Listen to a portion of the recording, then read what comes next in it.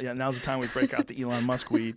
Oh my God, that was crazy. I watched every minute of that. It was nothing. We drank whiskey for 2 hours first. Sorry, when I say crazy, I mean like an amazing get. Like journalistically. It was awesome. No, it was really cool. And I have to thank some of his friends that I'm friends with that convinced him to do that.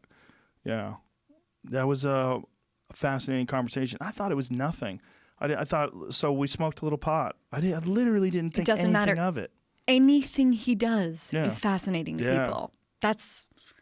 Well, what I really wanted to talk to him about was his thought process.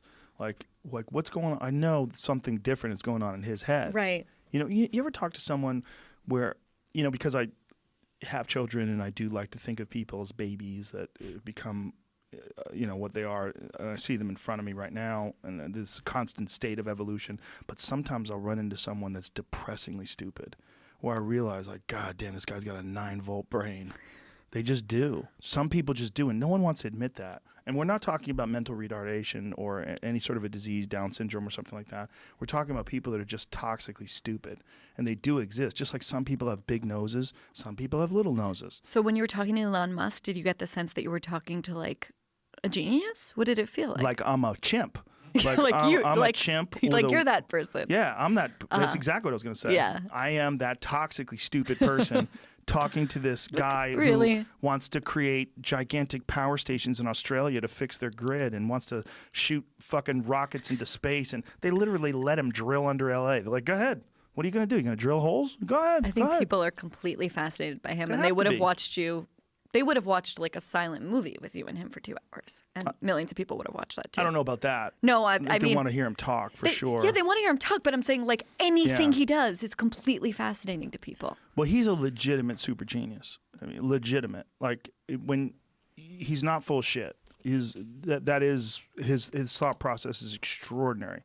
But one of the things that was really clear from talking to him was that it's uncomfortable. That his whole life it's been this tornado of ideas that's beating against his head. Yeah. And he's like, you wouldn't want to be me. You know, like, oh, Jesus. I'm like, what do you mean, man? You know, and he's like, it never shuts off. Right. You know, and like, oh.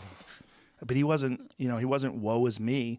He was being factual, and he was probably, it's probably like, you know how some people have a ringing in their ears, they have tinnitus, like rock concerts too many. I think he's got a ringing of ideas. So while you and I are having this conversation, I don't have a fucking thing else going on in my head.